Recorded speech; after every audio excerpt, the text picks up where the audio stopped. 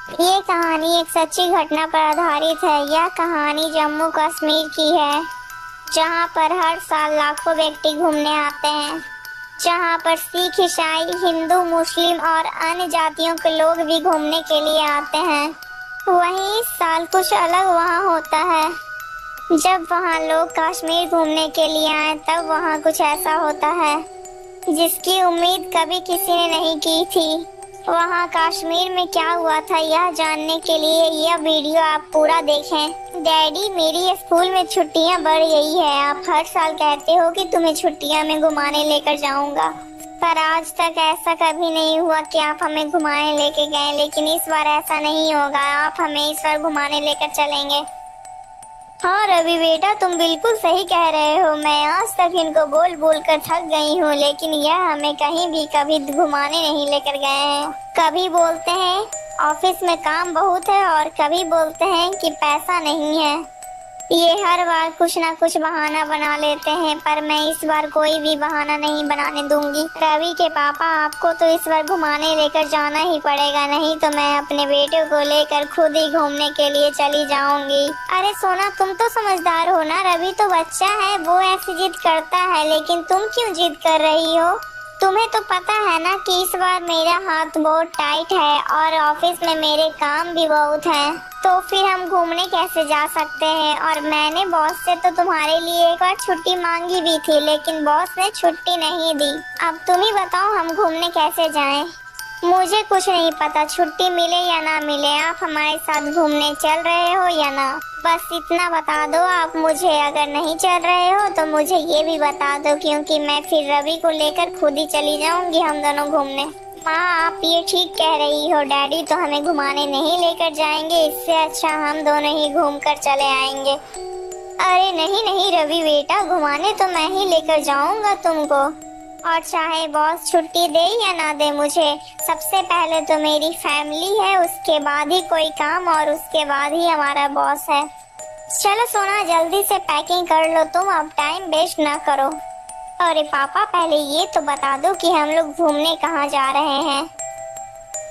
रवि बेटा, हम लोग कहीं ऐसी जगह जा रहे हैं जहाँ पर कोई भी गर्मी का नामो निशान ना हो।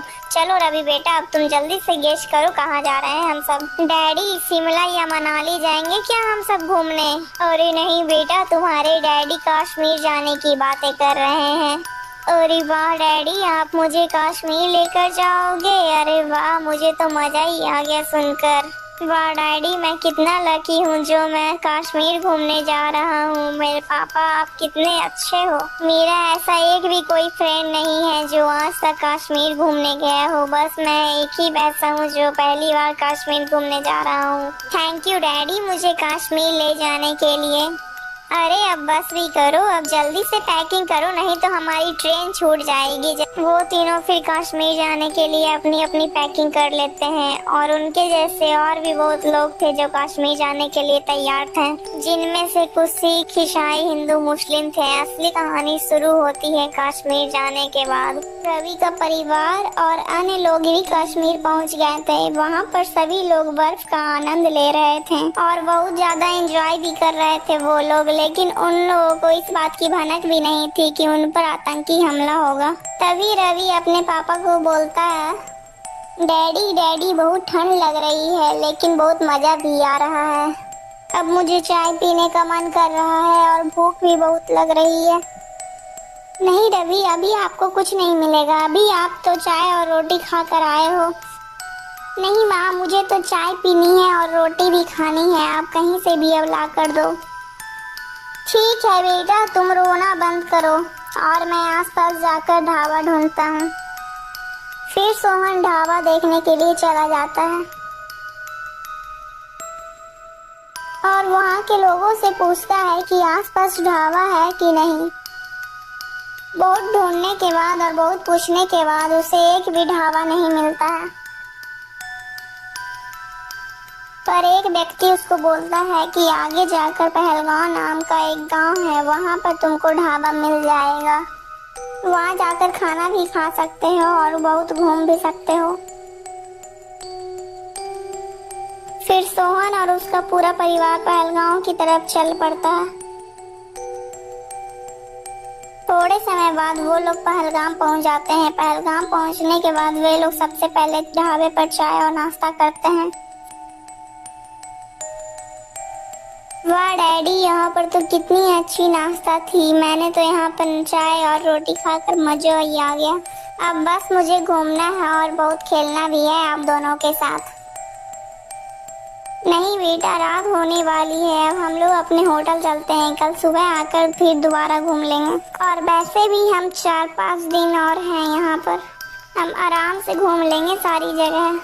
नहीं डैडी, मुझे तो आज ही घूमना है और आज मैं घूमे बिना नहीं जाऊँगा। नहीं बेटा, ऐसी जिद नहीं करते। जब डैडी ने बोला है कि कल घूम लेंगे, आज ऐसे ही बहुत रात होने वाली है।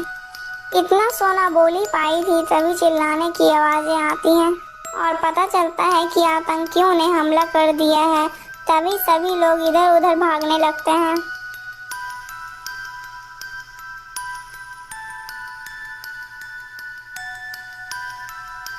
पर एक आतंकी सोहन को पकड़ लेता है और उससे बोलता है, अपना नाम बता और अपना धर्म बता कि हिंदू है कि तू मुस्लिम है।